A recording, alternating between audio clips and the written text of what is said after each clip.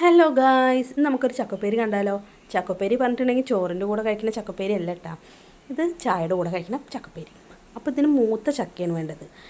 ഒരു മഞ്ഞ കളർ വരാത്ത പാകമായിട്ടുള്ള ചക്ക. മഞ്ഞ കളർ വന്നിട്ടുണ്ടെങ്കിൽ ഇതൊരു ടേസ്റ്റ് ഉണ്ടാവില്ല കേട്ടോ, മധുരമായിട്ടുണ്ടെങ്കിൽ ടേസ്റ്റ് ഉണ്ടാവില്ല.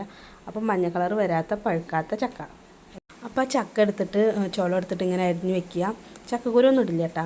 എന്നിട്ട് കുറച്ച് വെള്ളം ഒഴിച്ച് കുറച്ച് ഉപ്പ് ഇട്ടിട്ട് ഒന്ന് വേവിക്കാൻ വെക്കുക. വെള്ളം തിളച്ച് കഴിഞ്ഞിട്ടുണ്ടെങ്കിൽ ഫ്ലെയിം ഒന്ന് കുറച്ച് വെച്ചിട്ട് അടച്ച് വെച്ച് വേവിക്കാം. പിന്നെ അതിലേക്ക് വേണ്ടത് ഈ ചെറുള്ളി, വെളുത്തുള്ളി, വറ്റൽമുളക്, പിന്നെ വേപ്പില.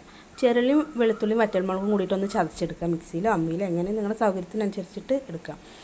അപ്പോഴത്തേക്കും നമ്മുടെ ചക്ക ഒന്ന് വെന്തിട്ടുണ്ടാവും. അപ്പോൾ ചക്കയത്തെ വെള്ളം ഊറ്റിയിട്ട് നമ്മൾ എടുത്ത് വെക്കണം കേട്ടോ. എന്നിട്ട് ഒരു ചീനച്ചട്ടി എടുത്തിട്ട് അതിലേക്ക് കുറച്ച് വെളിച്ചെണ്ണ ഒഴിച്ച് കടുക് പൊട്ടിക്കുക. കടുകൊക്കെ പൊട്ടി കഴിഞ്ഞിട്ടുണ്ടെങ്കിൽ നമ്മൾ ഈ ചതച്ച് വെച്ചതും വേപ്പിലയും കൂടിയിട്ട് ഇട്ടിട്ടൊന്ന് നന്നായിട്ട് മൂപ്പിക്കുക. അപ്പോൾ ചക്ക വെന്ത് കഴിഞ്ഞതിൽ അതിൽ ഉപ്പ് നോക്കിയിട്ട് നമുക്ക് കുറവാണെങ്കിൽ ഇപ്പോൾ ഇതിൻ്റെ കൂടെ ഉപ്പ് ഇടാം കേട്ടോ, അപ്പോൾ ചക്കയിൽ പിടിക്കും. അപ്പോൾ അങ്ങനെ നോക്കിയിട്ട് നമ്മൾ ഇത് മൂത്ത് കഴിഞ്ഞിട്ടുണ്ടെങ്കിൽ അതിലേക്ക് ചക്ക ഇടുക.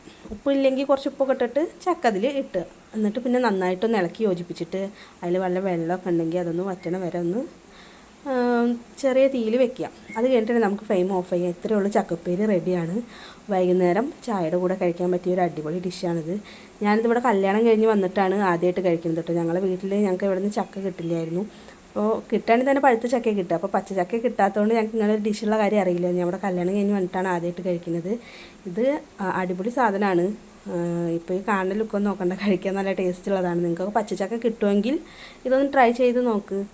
വൈകുന്നേരത്തെ ചായയുടെ കൂടെ സൂപ്പറാണ്. അപ്പോൾ ഇന്ന് ഇത്രയേ ഉള്ളൂ. നാളെ വേറൊരു വീഡിയോ ആയിട്ട് വരാം.